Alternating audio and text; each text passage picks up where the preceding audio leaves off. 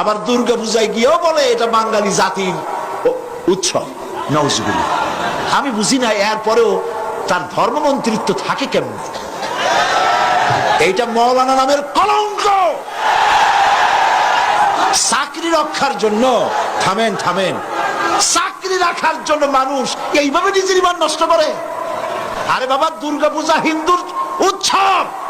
আমি 1,00,000 বার 1 কোটি বার বলবো, দুর্গা পূজার সাথে এই দেশের মুসলমানদের কোনো সম্পর্ক নাই। এটা মুসলমানদের অনুষ্ঠান নয়। তথাকথিত ওই মন্ত্রীর মৌলানা শব্দ দুর্ভাগ্যজনক ভাবে তার নামে লেগে গেছে।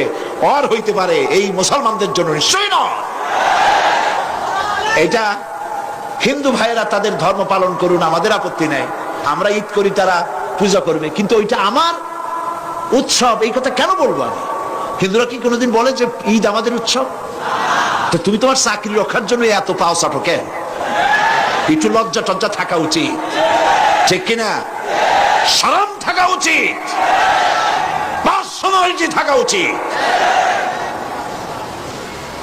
এই সব মঞ্চে গিয়ে গৌতম বুদ্ধের প্রশংসাও, তার আদর্শই ভালো, ওর আদর্শ ভালো, মোহাম্মদ সাল্লাল্লাহু আলাইহি ওয়াসাল্লাম আদর্শ ভালো, তাহলে পার্থক্য রইল কি?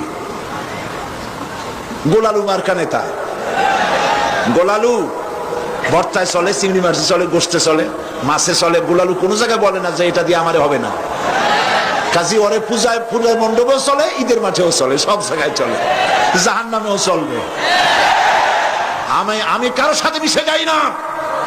আমার অস্তিত্ব আলাদা, আমার কৃষ্টি, আমার কালচার, আমার সংস্কৃতি পৃথিবীবাসীর থেকে সম্পূর্ণ আলাদা।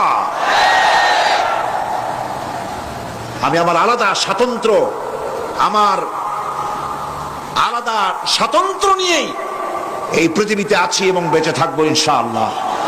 আমি কারোর সাথে মিশে যেতে পারি না, কারণ আমার জন্য যেটা হালাল আর একজনের জন্য সেটা হারাম, ঠিক না? তার জন্য যেটা হালাল সেটা আমার জন্য একেবারে জনমের মতো হারাম। আমার জন্য গরু হালাল, আর একজনের জন্য গরু একদম হারাম। সে ওটারে পূজা করবে, আর আমি ওটারে খাই, ওর হাড় দিয়ে সার বানাই, ওর চামড়া দিয়ে জুতো বানাই, আর ওইটা সে পূজা করে, ঠিক কিনা? তা আমার জন্য যেটা হালাল আর একজনের জন্য সেটা হারাম। কাজে ওর সাথে আমি মিশবো কি করে? আমার তো মিল হতে পারে না, সাংস্কৃতিক দিক থেকে তো কোনো মিল হবে না, কারণ আমি তো মুসলমান। আর যারা মেলে মুসলমান নাম দিয়া, মুসলমান নিশ্চয়ই নয়, মুনাফিক। এগুলা কি? নিঃসন্দেহে মুনাফিক, কাফেরের চাইতেও নিকৃষ্ট। আমি মুসলমান, আমার পরিচয় আমি মুসলমান।